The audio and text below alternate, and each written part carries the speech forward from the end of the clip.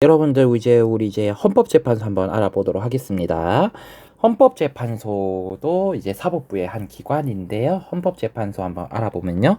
헌법재판소는 그럼 도대체 어떤 기관이냐? 바로 재판 중에서도 이 재판, 헌법재판을 담당하는 곳이 바로 헌법재판소입니다. 그래서 헌법재판소에서 이루어지는 재판의 종류 딱 한 종류밖에 없습니다. 어떤 재판? 헌법재판. 그래서 이러한 헌법재판을 담당하는 곳이 헌법재판소고요. 헌법재판소는요, 바로 이러한 헌법재판을 통해서 헌법 질서를 보호하고요. 그리고 국민의 기본권을 보장하는 역할을 하고 있습니다. 그래서 헌법재판이 횟수가 그렇게 많은 재판은 아닙니다. 근데 이 헌법재판을 통해 가지고 우리의 침해된 기본권을 구제받을 수 있다는 점에서 굉장히 중요한 재판이에요. 그래서 헌법재판소는 이러한 역할 때문에 굉장히 중요한 기관인데, 첫 번째, 바로 우리의 기본권의 보장기관입니다. 우리의 기본권을 보장해주는 기관이고요. 그리고 두 번째, 헌법을 수호하는 헌법 수호기관으로서 그 의미가 크다라고 볼 수 있겠습니다.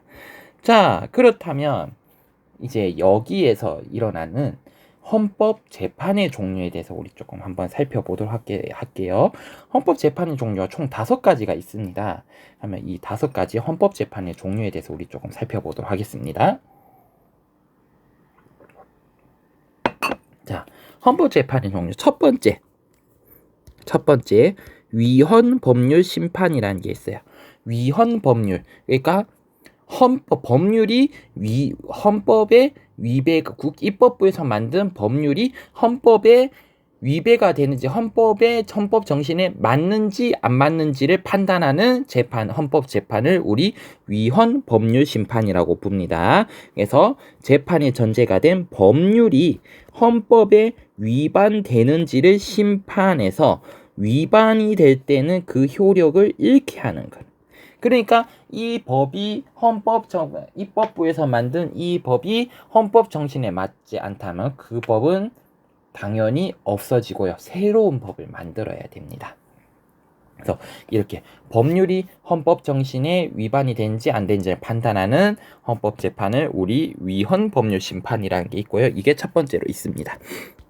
두 번째는 탄핵 심판입니다. 여러분들이 옛날 박근혜 대통령 탄핵 사건으로서 아마 이 탄핵 심판이라는 것에 대해서 여러분들도 아마 눈으로 지켜보았던 기억이 있을 거예요. 그래서 탄핵 심판이라는 것은 무엇이냐면 고위공직자, 공무원이 헌법이라든지 법률을 어겼을 때 그 자리에서 물러나게 할 수 있습니다. 우리 이것을 탄핵 심판이라고 부릅니다. 그래서 우리 입법부에서 배웠었잖아요. 입법부 할 때 입법부의 역할이 고위 공무원에 대한 탄핵 소추권을 가진다고 했어요. 그래서 입법부 국회에서 의결된 탄핵 소추안을 받아서 얘가 진짜 이런 국회에서 의결한 대로 헌법 정신을 위반했는지 안 위반했는지를 판단을 해서 최종 결정을 하게 되는 겁니다. 우리 이것을 무엇이라고 부르냐면 탄핵 심판이라고, 이러한 재판을 탄핵 심판이라고 부릅니다. 세 번째, 정당 해산 심판이 있습니다. 정당 해산 심판이 있고요.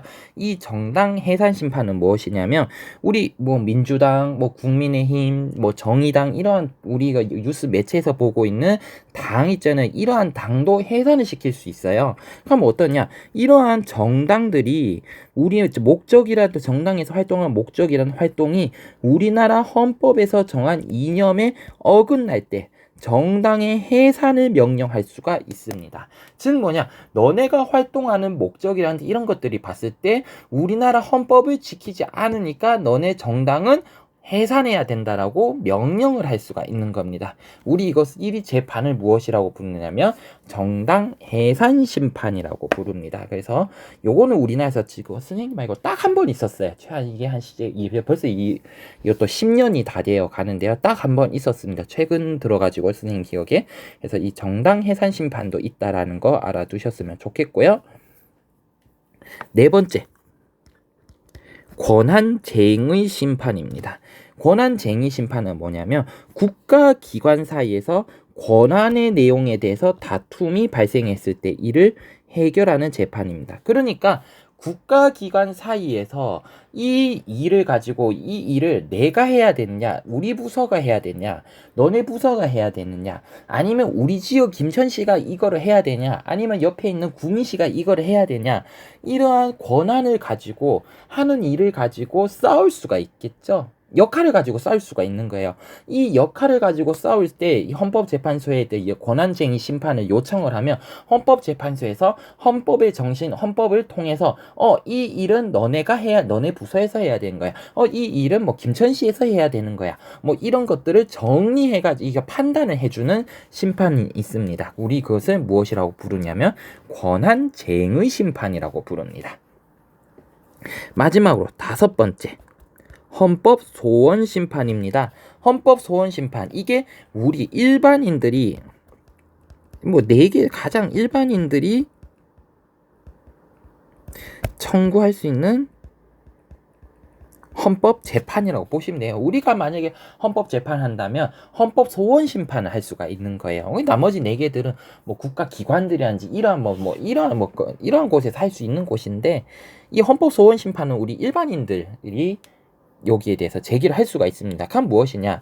헌법 소원 심판이란 것은 국가의 권력이 국민의 기본권을 침해했을 때 침해된 기본권을 구제해달라고 요청하는 재판이 있습니다. 우리 이것을 헌법 소원 심판이라고 불러요. 그래서 어떠한 뭐 국가의 법률이라든지 어떤 뭐 정책이라든지 이런 것들이 어떤 사건을 통해 가지고 내가 이 법률이라든지 이 제도 때문에 나의 가진 기본권, 5대 기본권을 침해당했다라고 내가 생각해. 헌법재판소에서 진짜 내가 침해당했는지 안 당했는지 판단을 해주세요라고 요청을 할 수가 있는 겁니다. 우리 그것을 헌법 소원 재판이라고 심판이라고 부르고요. 만약 이게 법률과 관련이 있다면 당연히 헌법 소원 심판이 이루어지는 동시에 위헌 법률 심판도 같이 할 수 있겠죠. 그래서 뭐 헌법의 기본권을 침해했다. 그래서 이러이러한 법률을 고쳐라. 이렇게도 얘기할 수가 있다라는 겁니다. 그래서 우리 이러한 5가지 헌법 재판의 종류에 대해서 배웠습니다. 첫 번째, 법률이 헌법 정신에 위반이 되는지 안 되는지를 판단하는 위헌 법률 심판. 2번째, 고위공직자가 헌법이나 법률을 어겼을 때 그 자리에서 물러나게 할 수 있는 탄핵 심판. 3번째, 정당의 목적이라든지 활동이 헌법에 정한 이념이 정당에서 어긋날 때 정당 해산을 명령할 수 있는 정당 해산 심판. 4번째, 국가기관 사이의 권한에 대한 다툼을 해결하는 권한쟁의 심판. 마지막 5번째, 국가 권력이 국민의 기본권을 침해했을 때 침해된 기본권을 구제할 수 있는 헌법 소원 심판. 요렇게 5가지가 있다라는 거 우리 알아보았습니다.